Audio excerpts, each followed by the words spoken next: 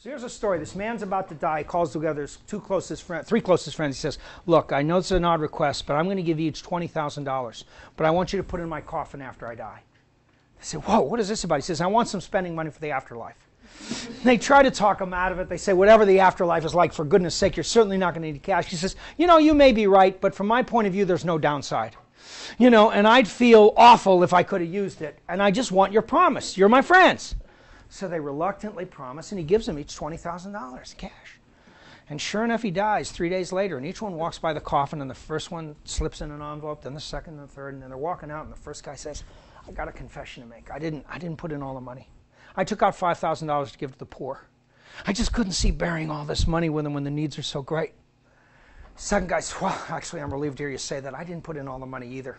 I was his accountant, and before he died, I put his entire estate in order, and I never had a chance to bill him. I figure he owed me a minimum of $10,000.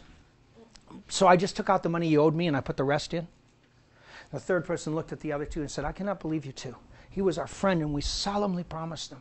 And I want you both to know my word's my bond. That's why I gave him a check for the full amount.